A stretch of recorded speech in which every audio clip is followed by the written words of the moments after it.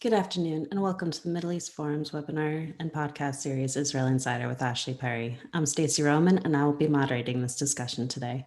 We are pleased to have Mr. Ashley Perry, advisor to the Middle East Forum's Israel office, join us here each Wednesday at 3 p.m. to update us on all the events going on in Israel. Mr. Perry will be giving us a briefing on current Israeli affairs for 15 minutes, then open it up for questions. Should you wish to ask a question, please use the Q&A box located at the bottom of your screen to type your question. And now, with no further ado, I'll turn the discussion over to Mr. Ashley Perry. Thank you very much, Stacey, and good evening from Israel.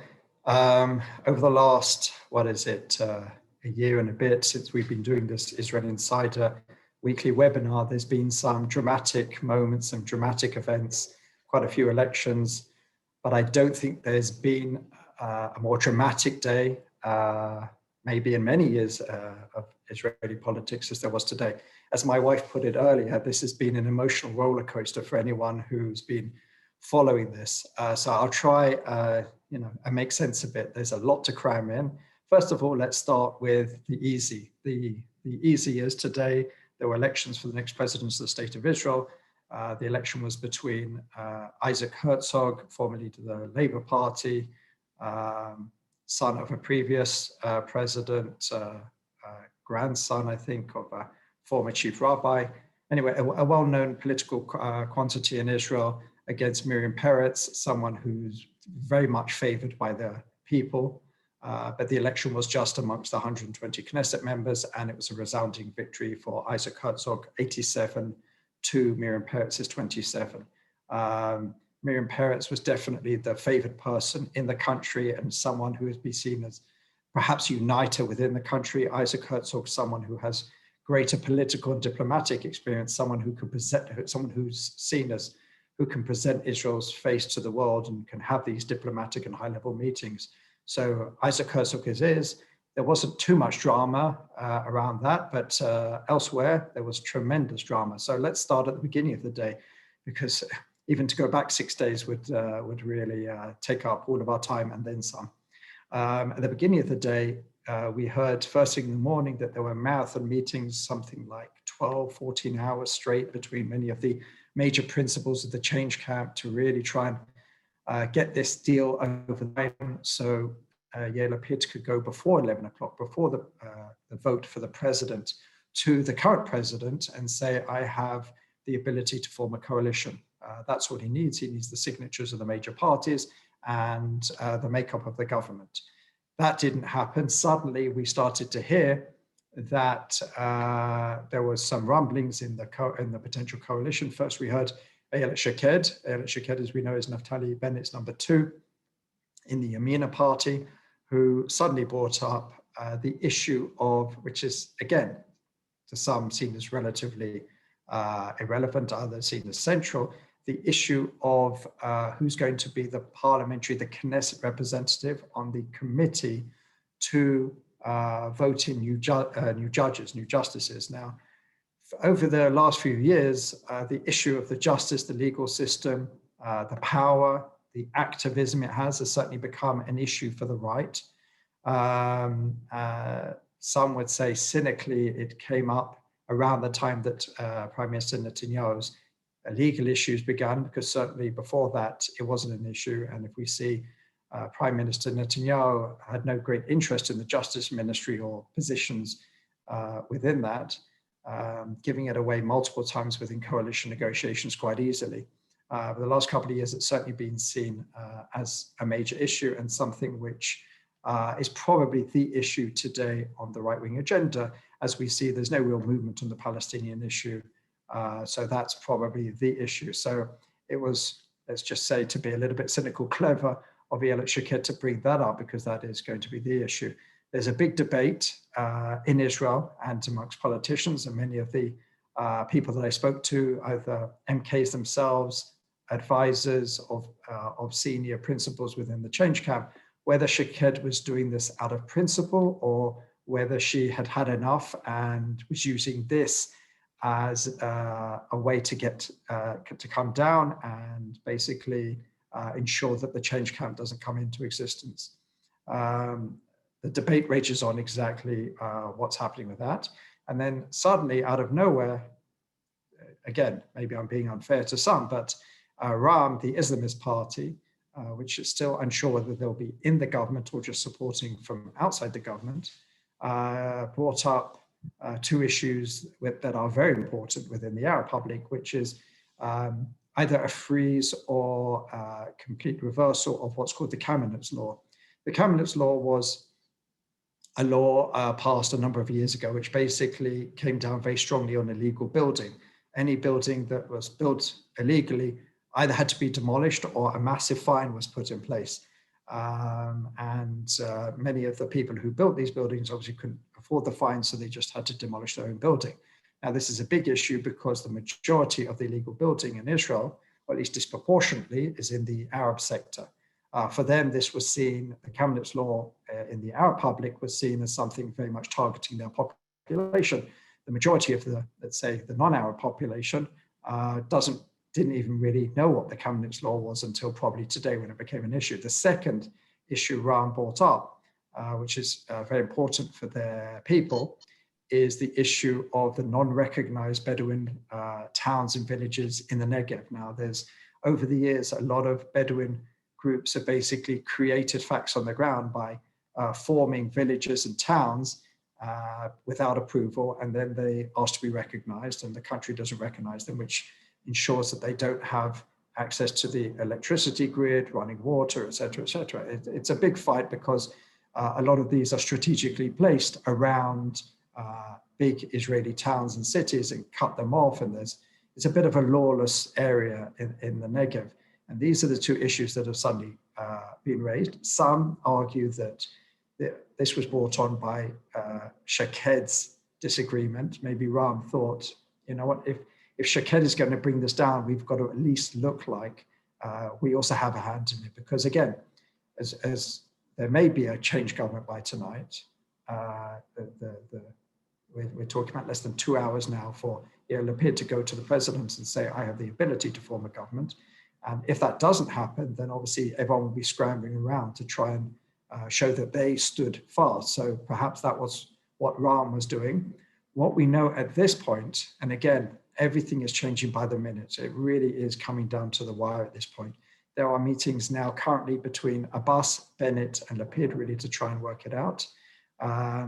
Shaked tried to offer a compromise because the current person who's supposed to have the Knesset representation on the committee to elect new justices is Merav Michaeli, the leader of the Labour Party, obviously a party far to the left of her. And she wanted, Shaked wanted to replace her. So there's been a few offers and counter offers, both of them basically offering rotation to the other. In other words, 2 years with one and 2 years with the other, but neither want to back down about being first. So at the moment, that hasn't been solved. It could well be. And what we did see just before I came on is that the Labour Party, and it seems alongside Ram, have basically given the green light for Lapid to go to President Rivlin and say, I have a government in my hand. And then what we're going to see is then they have up to 12 days to be sworn in. What we do know as of now, there can be no swearing in ceremony next week because the last date to have even arranged that was today, and that obviously did not happen. And obviously the Likud, which control the Speaker's office, were quite happy that didn't happen. So the next date we're talking about is Monday week.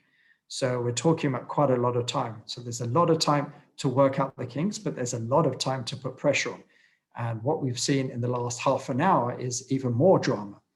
If this change government is going to be put together, and at the moment it seems, and my assessment is, and I could be wrong because this is changing by the minute, we've had so many up and downs, is that Lapid will go to Rivlin by midnight and say, I have a government to be formed, and then he's given 12 days to actually physically form it and have a swearing in ceremony.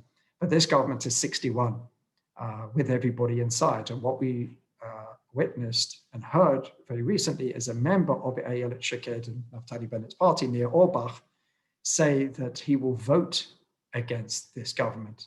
Now, if that's true, and Nir Orbach is someone who has certainly expressed skepticism about this government in the past, but he said that he, rather than making it fail, he will resign his position rather than voting against. There's been a lot of pressure on him, as there has been on all the Yamina people over the last few days, if not few weeks.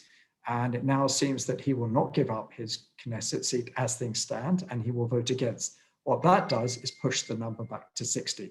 Now, 60 is obviously not a majority in the 120-seat Knesset, and that means that Lapid cannot go to the president, or at least, even if he can at the moment, he won't be successful in swearing in a government in however many days it is. Every single vote matters. And there, as I said, there is tremendous pressure. Now, the question is, what is Prime Minister Netanyahu doing while all this is happening? And we've spoken a lot about Prime Minister Netanyahu as someone who's a great strategist, someone who will go much further than everybody else, who will really, try and use every single lever they can, some very highly legitimate, some less so. And what we have seen, for example, this morning, and this is perhaps one of the reasons why Ram decided to suddenly go back on some of its understandings, is because Prime Minister Netanyahu, it's been confirmed, offered Mansour Abbas, the Islamist party leader, basically saying, whatever they're offering you, we will offer you far more, and offered him to get rid of the Kamenetz law, offered him to recognize the unrecognized towns and villages in the Negev, and perhaps even more. That was something that was confirmed by both parties. So he's trying to at least put a spanner in the works of that particular agreement. And what we do know is the tremendous pressure, as I said, that members of Yamina and Tikva Chadasha, New Hope, Gideon Saar's party to a lesser extent, to the point where, just look at Ayelet Shaked. Over the last few days, Ayelet Shaked has had non-stop demonstrations outside her house, really vicious incitement. She now has to have a permanent bodyguard. Her children have been physically and mentally abused at school. Her best friend is on a hunger strike sitting outside her house. I mean, you can imagine the kind of pressure that this is putting these members of Knesset under. I mean, it's their friends, it's their homes, it's their children.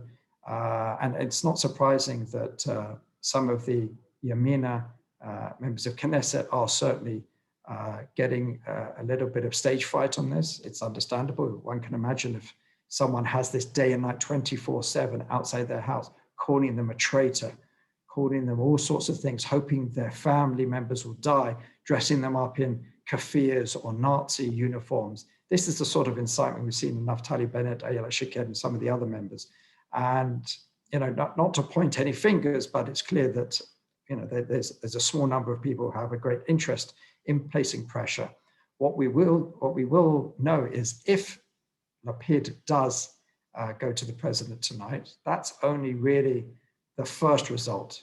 This is not done by any stretch of the imagination. The fact that we've seen within 24 hours, we've seen ups and downs, people coming down ladders, other people going up ladders, is we're going to have this again for another, 9 days at least, until the possible swearing in.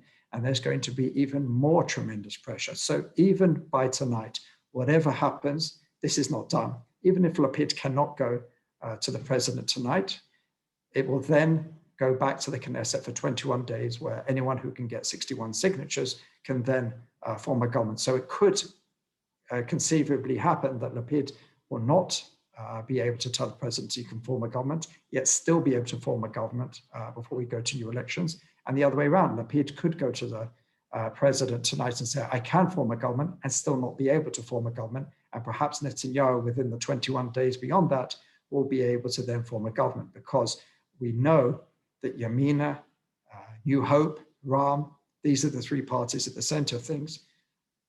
None of them can afford to go to elections at the moment. They have really spent a lot of political capital trying to build this change coalition. Ram will not be able to go back to their people and say, look, we decided to make peace with Israel. We decided to enter a coalition for the first time, an Arab party, and we come out short. And New Hope and Yamina will lose a lot of support.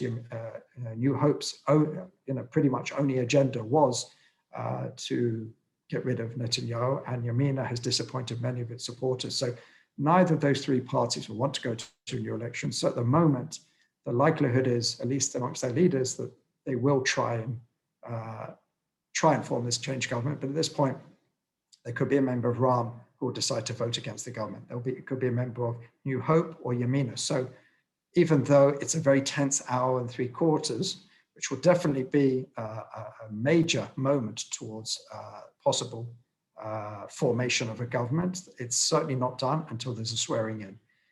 And with that, I hope I've tried to get through as much as possible, but I'm happy to answer your questions. All right, thank you so much. The first question we have in is, why would any party trust Netanyahu, considering he reneged against Gantz and incited animosity against Arabs, specifically in regards to Ram? Well, it's a very good question, and that's why we have a change camp of parties to the right, center, and left. Parties which don't really have too many issues of a similar agenda, but what they do have is this desire to get rid of Netanyahu. Now, some of it's personal, but much of it's policy. Netanyahu has sat with, most of the parties sitting in the change camp. He sat with Saar, he sat with Bennett, he sat with Lieberman, he sat with Gantz, he sat with the Labour Party in the past. So pretty much, apart from Meretz, he sat with every one of the, Zionist parties, let's say. Ram why would Ram sit with Netanyahu? It's certainly not their first choice, it seems. But again, Mansour Abbas has said from the beginning he will go with whoever gives him the most. And while Netanyahu cannot be trusted as far as giving over the prime minister's office in a rotation or something of that level, he is very, very generous when it comes to ensuring the stability of his government. So, as someone said today, one of the Israeli political commentators, if Netanyahu could form a government with Abbas, and the only demand he made was to be defense minister, Netanyahu would make Mansour Abbas defense minister.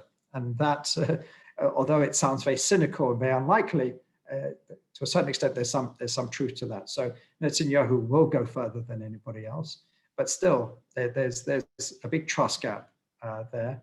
And the other parties simply have had enough of all these promises. And as I said, most of these people have worked side by side with Netanyahu for the last 10, 15 years, and in Lieberman's case, even longer. And they've seen how that's worked out. So they are determined as much as possible to try and get rid of Netanyahu. Understood. And does the Arab list play a role at all aside from Ram, and have they been promised anything? No. It's at the end of the day, they could play a role when it comes to the actual swearing in, but they've got no interest. Don't forget, as much as they don't like Netanyahu, their main competitor today is Ram. So they certainly won't want to see Ram be part of a government, get maybe budgets, get rid of certain laws that they don't like, and basically be seen as the hero of the Arab street. That's something which they certainly wouldn't want to do for their own internal political reasons. But at this point, they're basic bystanders to what's going on. And one more question on this topic. Stephen Orlow asks, is there any feedback from the Likud MKs themselves regarding the alleged promises Bibi made to Ram regarding the fines for illegal housing in the Bedouin encampments in the Negev? There's a lot of discomfort surrounding that.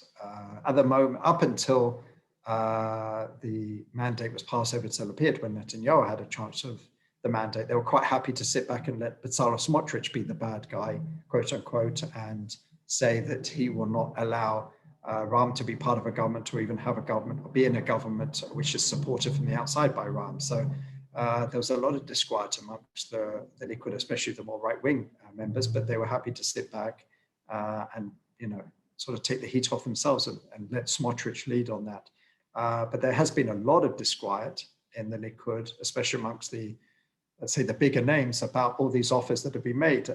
Netanyahu offered a three-way rotation where Saar would serve for 1 year, I believe, and then Netanyahu for 2 years, and then Bennett for the final year. And they say, why are you offering everybody else but no one in Likud? Their argument would be the moment that he gives rotation to someone else, and in fact, Yisrael Katz, the finance minister, actually came out with something on the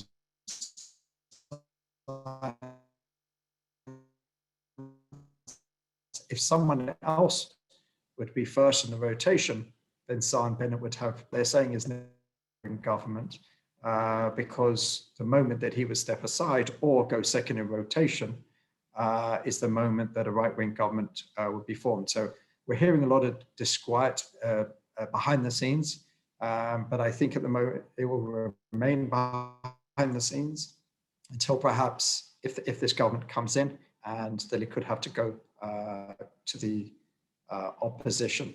But what is most interesting, and I always say to people, to really understand the pulse of the Likud, see who's coming out as the Likud spokespeople on the news.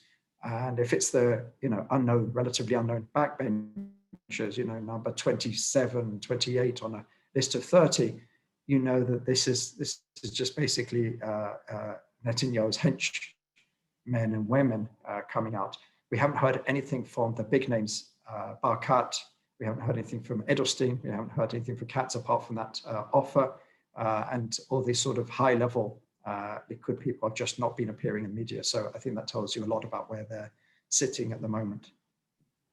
Thank you. This question is from Len Levin. Is it still possible for Netanyahu to win out, and what must he do in order to bring about this event? What has been his major failings this time as well?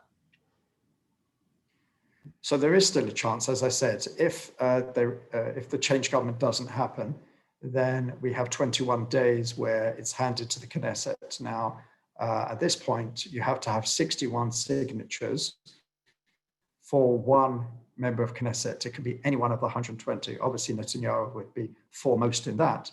And there's a possibility, as I said before, that Bennett and Saar, who knows who else, may think, you know what, at this point, it's either Netanyahu or elections which could wipe me off the political map. So it is possible that that would happen. It is possible that he could offer perhaps Naftali Bennett, as he did before, or even Gideon Saar, just an amazing offer, not even necessary to stop elections, but to bring them into the list and make sure that after elections that they'd have a stronger case to try and form a government. His biggest failings was there's just a massive trust deficit. Even today, I talked very briefly about the presidential elections, and the question is asked, why was there no right-wing obvious candidate put up? Why didn't Netanyahu put up a candidate that was favorable to him? Quite simply because he could not trust anyone. There's no one he could trust, and there's no one that, if it was obviously seen as a stooge for Netanyahu, anyone else would trust. It would probably bring as much opposition as anything else. So it's clear that even the presidential elections were not unaffected by the lack of trust in Netanyahu today. He has very, very few supporters. He's still at this point in time untouchable in the Likud, and that's why you don't see open revolution within the party against him.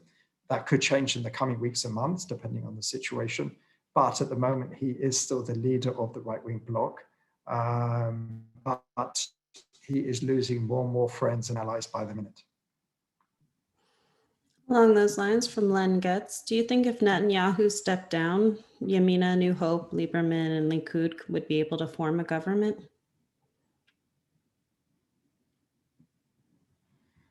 I missed a little bit about that, but I think I understood the question. If Netanyahu did step down, I think it would certainly be easier for Bennett and Saar that government, and he will not sit with the ultra-Orthodox at this moment. So I think the first two, yes, Saar and Bennett would probably almost certainly come back, or at least they wouldn't have any other excuses not to come back. But I think for Lieberman, the presence of the ultra-Orthodox would still be problematic.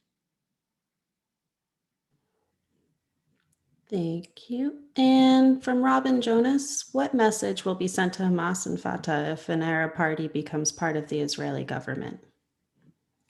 It's an interesting question. You can look at it in a number of ways. Ra'am is an Islamist party. It's a religious Muslim party, part of the Muslim Brotherhood, which has more moderate wings, has more extreme wings. Hamas as one of them. Abbas has certainly tried to present himself as a more moderate wing. Perhaps if, I mean, on the positive side, perhaps if there is this greater coordination, cooperation at the highest levels of decision-making levels between an Arab party and an Islamist party at that, and the Jewish majority, that could actually perhaps even harm this narrative that Hamas is saying that, you know, the Arab world is against Israel, Israel is against the Arab world, they have nothing to do with each other, look how they treat us, etc., etc. So it could perhaps harm that narrative. There are those who believe it's a bit of who still believe, especially on the right, who believe that Ram is a Trojan horse, that it's speaking nice at the moment, that it's being moderate, it's saying all the right things, but secretly it's still holding the same views as it did a number of years ago, where, you know, there were far more problematic comments in favor of terrorists and against Israel and against the IDF, etc. It's very difficult to tell, obviously. What I can say is Mansour Abbas has been on a charm offensive. On Israeli TV, he's now a regular. Some of his talk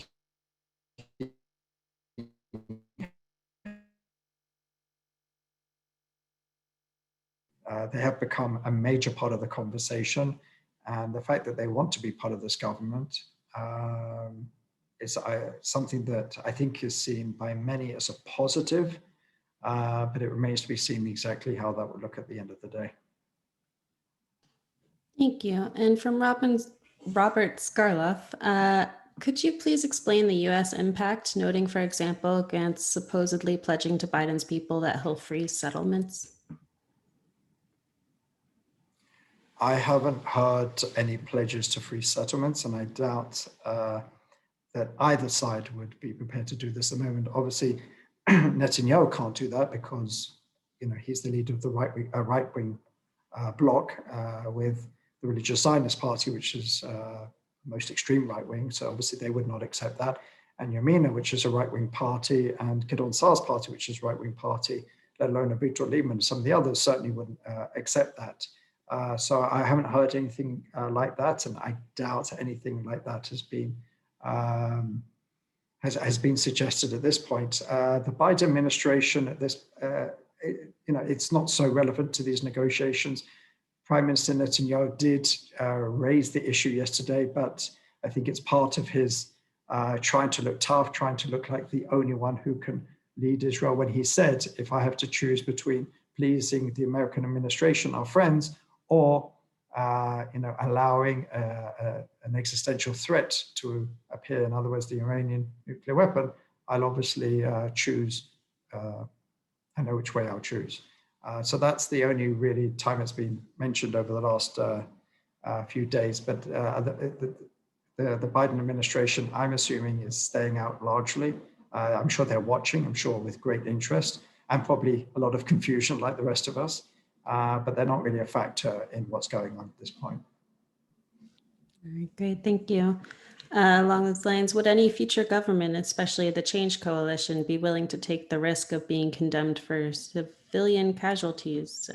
I guess this is more in line with when rockets are coming from Gaza and then Israel fires back and the world says, don't you dare. Was the preface to that, sorry.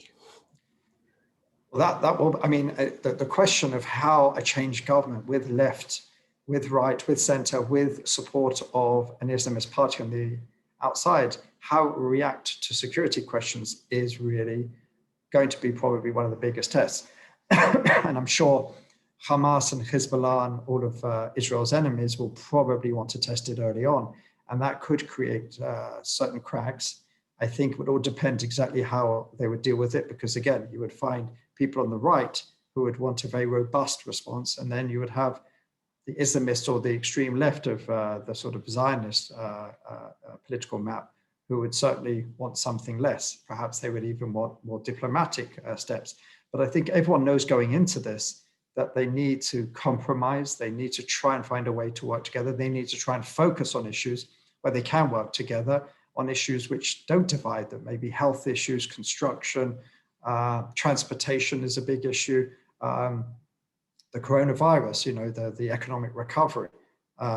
These are all issues which don't really divide. I mean, there'll certainly be different views on how to deal with these, but they're not massively divisive issues, whereas how to respond to Hamas or what to do if there should be an intifada in the West Bank, Judea and Samaria, those are certainly going to be massive, massive tests for such an unwieldy government. So remains to be seen if and when this government gets put together, how it will deal with those situations.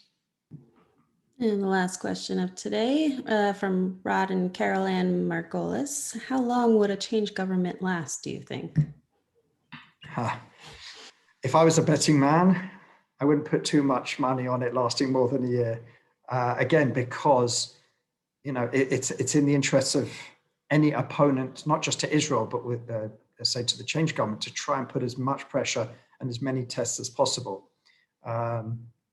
My personal view is Netanyahu won't necessarily resign from public life.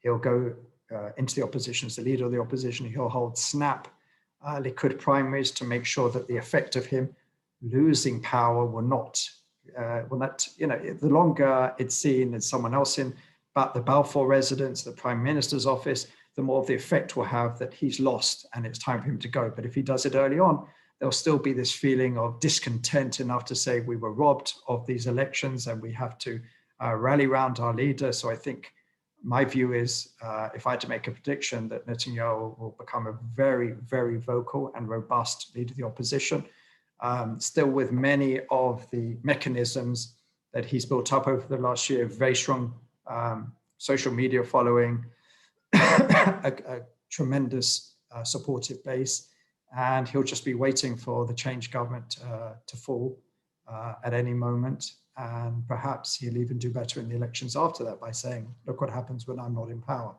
So that would certainly be my prediction. And one never knows. They're going to try and put some clauses in the coalition agreement to make sure it lasts as long as possible, because obviously it's in Yair Lapid's interest for it to last long enough that he enters the Prime Minister's office after 2 years. But certainly if I had to put money on it, I'm not sure that I would put too much money on it lasting longer than a year. All right, well, thank you so much. We've come so close to our webinar and podcast. Ashley, thank you again for taking time to update us this week. For our viewers and listeners, we will not be having a webinar on Fridays going forward, but please still join us each Monday at 1 p.m. And next week will be Ephraim Karsh. Thank you all for joining us, and I hope you have a great day.